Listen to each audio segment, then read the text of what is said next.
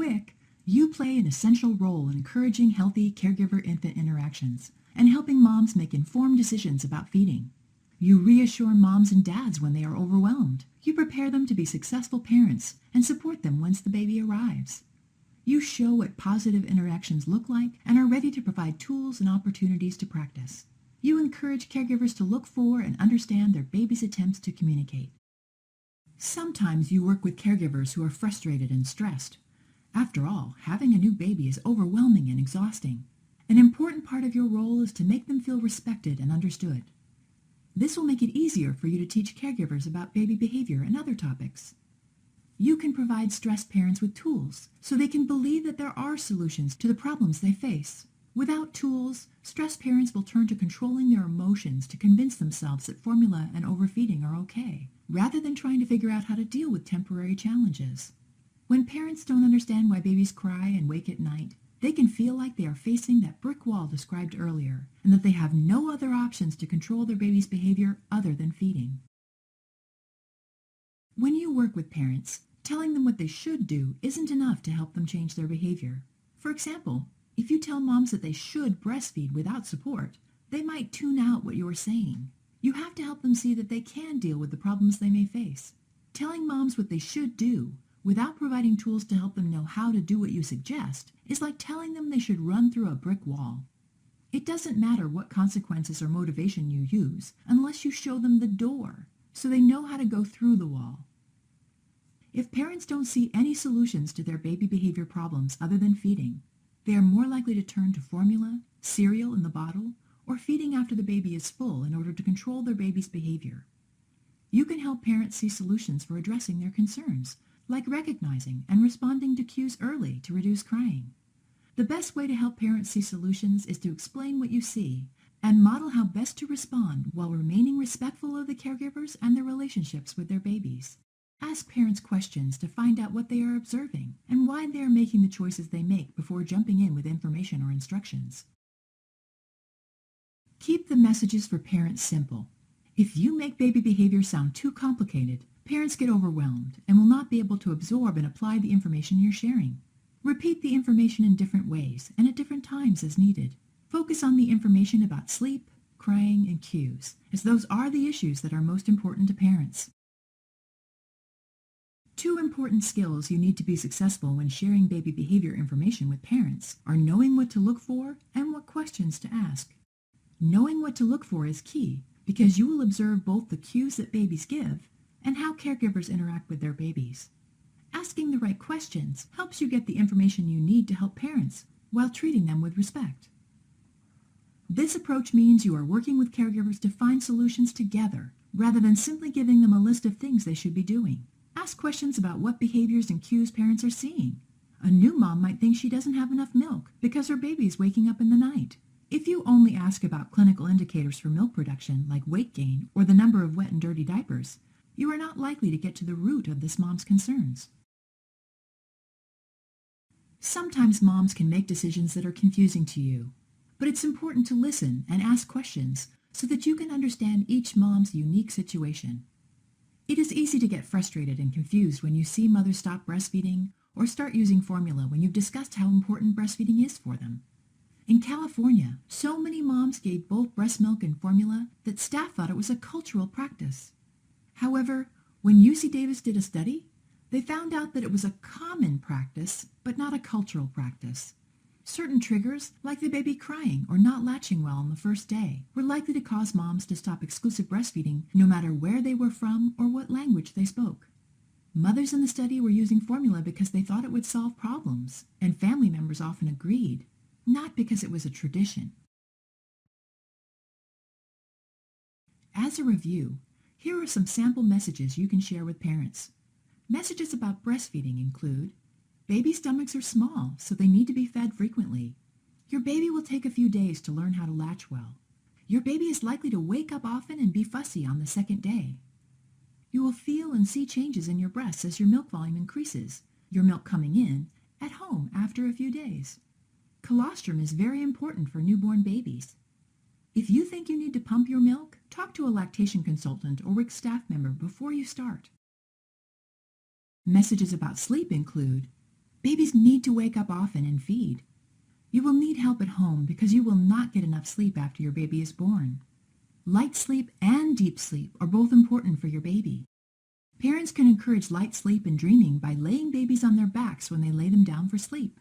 Babies' sleep patterns change over time, and eventually they wake up less. Newborns dream a lot and are easy to wake. Some parents may need to wait to put their newborns down until they see the signs that their babies have stopped dreaming. Messages about crying include: babies cry to communicate. Babies cry for many reasons.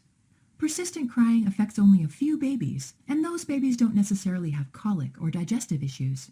Responding to cues early helps reduce crying. Use repetition to soothe when needed, and give it time to work before trying something else. Other messages include: you can learn to understand all of your baby's behavior. Get support. There's a lot of support available to you. It won't always be this hard to take care of your baby. It will get easier. Now that you have reviewed all those messages, you may be asking yourself, I already have so much to do. Do I really have time to share all this information? The good news is that it doesn't have to take very long at all. My baby is 2 weeks old. When will he sleep through the night? That's a really common question. Babies wake up so frequently because they must be fed many times per day, because their stomachs are so tiny. See how small his fist is? That's how big his stomach is, so he can't eat very much at a time. Wow, that is small. I know these first few weeks are really hard and exhausting, but it's important for babies to wake up so they can get their needs met. As he grows, he'll be able to sleep for longer periods of time. By the time he's 3 or 4 months old, his longest stretch of sleep will be at night instead of during the day. He should be sleeping through the night most nights by the time he's about 6 months old. Think about the video you just watched. It didn't take long, did it? Rachel still was able to share several important messages even in that brief conversation. Let's break down how she did it. First, she listened to what the new mom was asking. Listening and understanding parents' problems are important first steps. Sometimes you will need to ask caregivers several questions to understand their issues, but in this case the question was straightforward. Second, Rachel clearly knows what she is talking about.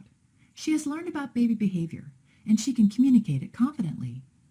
Even though she knows a lot about baby behavior, Rachel kept the messages simple and relevant. She didn't go into a technical discussion about sleep cycles in the 6 states. You can share extra information if you are working with a caregiver who is really interested. But most parents don't need or want that level of detail. Rachel stayed focused on the most important points: why babies wake up and how their sleep changes over time. It will take practice, but you can learn to use these messages yourself whenever you need to. Just as in the example, you don't need hours to teach parents about baby behavior. A few moments for some key messages in response to caregiver concerns can really make a difference. As you watch this video, observe how Rachel shares some key messages about crying. She knows her content, she's listening to the problem, and she provides simple, relevant information to help this mom solve her problem. Sometimes when he's crying, I try everything I can think of to make him stop, but it just doesn't work. Why won't he stop crying? Trying too many different things can sometimes actually make a baby cry more. That's because a variety of sights and sounds is stimulating rather than calming. When he cries, try rocking or stroking his back. Repeat the action over and over. Repetition is soothing and will help calm him. Keep trying one action for a few minutes before switching to something else. A few minutes? But when he's crying, I feel awful, and I want him to stop crying and just be okay right away. I know, it's really hard to hear your son cry, and I can tell that you're really trying to help. But it can take several minutes of repetitive action to help calm him though, especially if he's really upset. The following questions are commonly asked by caregivers about baby behavior. Think about how you would answer each question. Tell parents about the 2 different types of sleep and how easy it is to tell light sleep from deep sleep. You can share how babies are dreaming in light sleep and how important dreaming is to babies' brain development. While babies are in light sleep, they are easier to wake. But that is normal and healthy for babies. As babies get older, they are able to sleep longer and have longer stretches of deep sleep at night.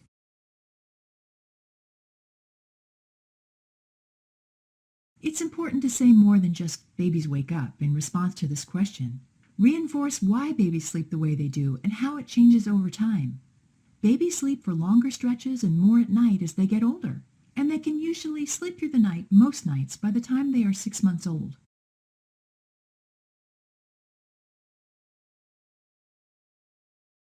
Minimize the variety of stimulation to help reduce overstimulation. This might involve turning off the TV or video games for a while. If they take a baby to a place with lots of stimulation, like a 4-year-old's birthday party, watch the baby's cues to see when the baby needs a break from all the people and noises. If parents have regular problems with overstimulation, you may need to ask them questions about the environment to help them determine what is causing it. If the baby does get overstimulated, they can use repetition to soothe, recognizing that it may take several minutes if the baby is very upset.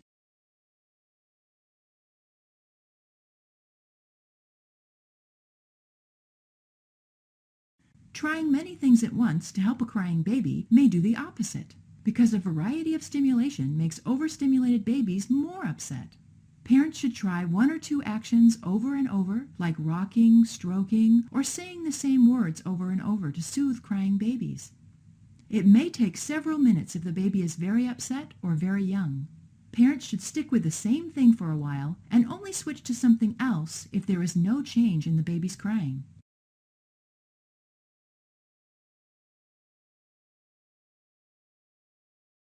Picking up babies doesn't spoil them. Responding to their cues actually helps them practice and repeat effective cues. This process makes them better communicators. Also, responding early to cues helps reduce crying.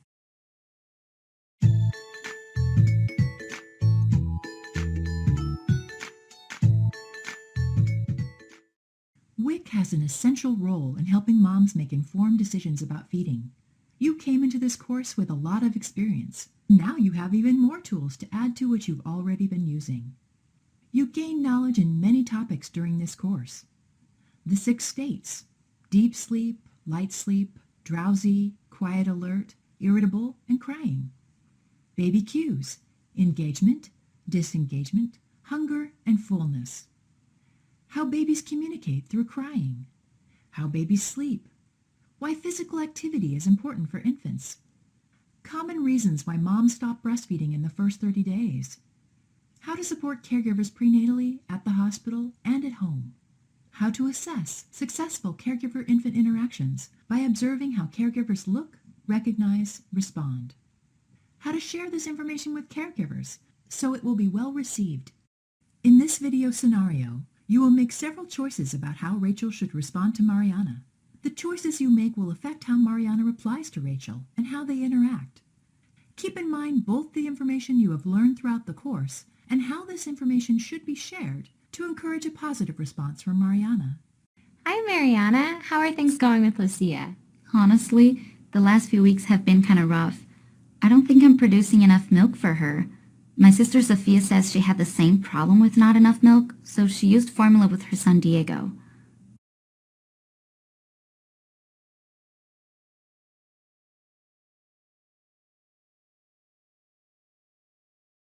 I'm sure you have enough milk. Your sister's wrong about using formula as a solution to your problems.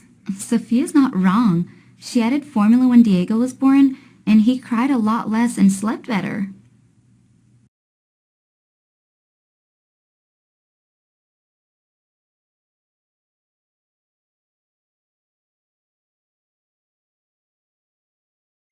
I'm sorry, your sister is mistaken. Formula-fed babies don't sleep any better than breastfed babies. The research proves it.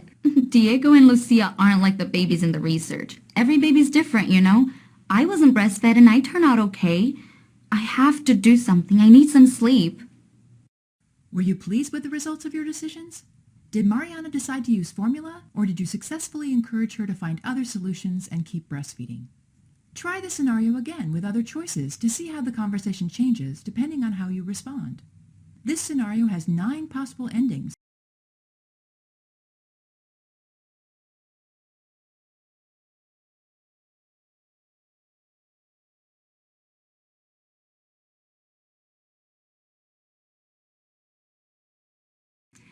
I'm sorry, I shouldn't have criticized your sister. Let's figure out if you have enough milk. How many wet and dirty diapers does she have each day? How has her weight gain been? She has many wet diapers and her doctor says her weight gain is normal. Well, then obviously you're producing enough milk. You have nothing to worry about. But she's waking up and crying all the time, so something must be wrong.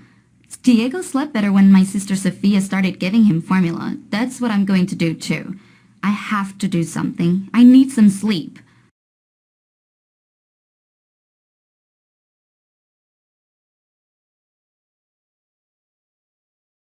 I'm sorry, I shouldn't have criticized your sister. Are you worried about how much Lucia's waking and crying? Yes, I'm very worried. Sometimes I feed her and she cries and is hungry again in an hour. Let's see, Lucia's about 6 weeks old now, right? I bet she's going through a growth spurt and needs to eat more often. But what can I do to make her cry less?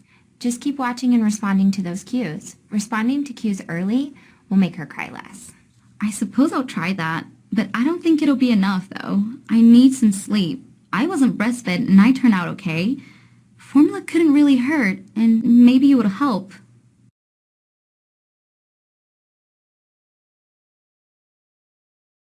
How many wet and dirty diapers does Lucia have in a day? She has probably 6 or 8 wet diapers and 2 or 3 dirty diapers.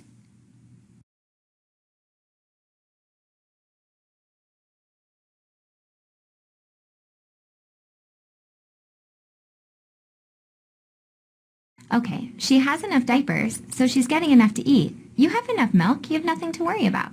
But she's waking and crying all the time. You say not to worry, but I'm not getting any sleep, so I know something's wrong. My sister Sophia said Diego slept better when she added formula, so I'm going to try that. No, really, the formula won't make any difference. She'll still wake up at night. The research proves it. That's not what happened to my sister's son. Diego and Lucia aren't like the babies in the research. Every baby's different, you know, and I need to get some sleep.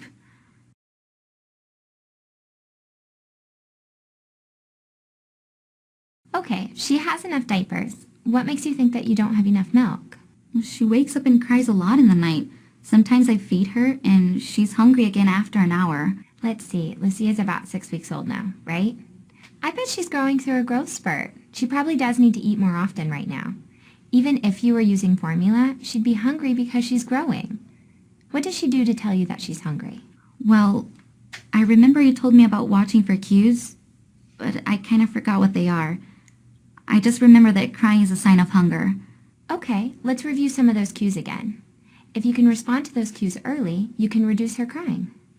As long as there's something I can do, I can't take her crying and waking much longer.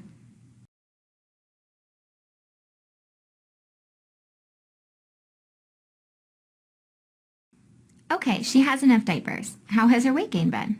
The doctor says she's gaining weight like she should be. Well, if she has enough diapers and her weight gain is good, then obviously you're producing enough milk. You have nothing to worry about. But something must be wrong, since she's waking up and crying all the time. Diego slept better when my sister Sophia gave him formula, so I'm going to try that. I need some sleep.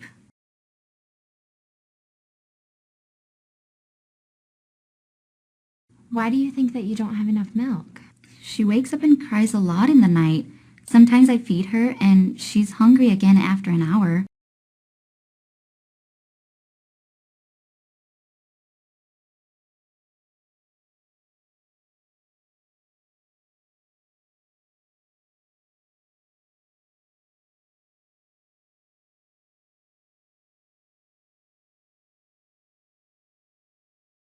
Babies have shorter sleep cycles than adults, about 60 minutes instead of 90. Lucia is still waking up after most cycles. It's important for babies to wake up a lot so that way they can get their needs met. What do you mean, to get their needs met? Babies have really tiny stomachs, so they have to eat small amounts more often. That's one reason that babies wake up so much. If babies had stomachs that were big enough to sleep through the night right away, they would have to be huge when they were born. I guess that makes sense. Is there anything I can do to make her cry less, though? She's hungry all the time. Well, how do you know when she's hungry? Well, I remember you told me about watching for cues, but I kind of forgot what they are. I just remember that crying is a sign of hunger. Okay, let's review some of those cues again. If you can respond to those cues as quickly as you can reduce her crying. As long as there's something I can do, I can't take her crying anymore.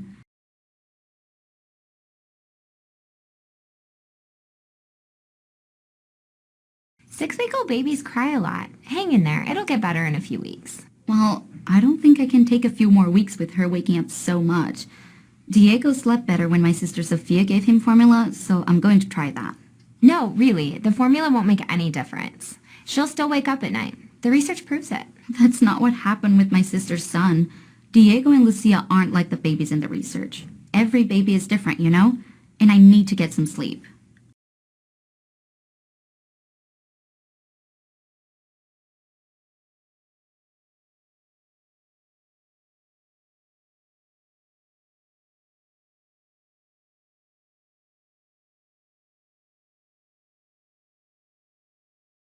Let's see. Lucia is about 6 weeks old now, right?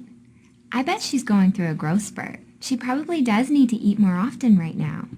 Even if you were using formula, she would be hungry because she's growing. What do you see when she's hungry? I look for the cues you taught me, like making sucking motions and bringing her fist to her face and mouth. Great. And I bet she's getting even better at giving you clear signals with practice. She is. Ryan and I are both having an easier time understanding what she's telling us. I just thought something was wrong with my milk because she was giving me those hunger cues more often. It's completely normal and healthy for her to need to eat more if she's going through a growth spurt. Just keep watching and responding to those cues. This growth spurt shouldn't last long, and she'll be waking and crying less as she keeps growing. I know that it's hard, but if you have any other questions, there's a lot of support here. Thanks. I feel better now. I want so badly what's best for Lucia. I just want to be a good mom, you know? The support I get here has really helped me and Lucia. It's great that people here take the time to really listen. Were you pleased with the results of your decisions? Thanks for taking the time to work on these important skills. We hope you found this course beneficial and that you now have some tools to use with participants. Ultimately, we hope that these skills will help you understand babies better and help promote positive interactions between babies and their caregivers. We wish you the best of luck using your new skills. Congratulations! This concludes the WIC Baby Behavior Training.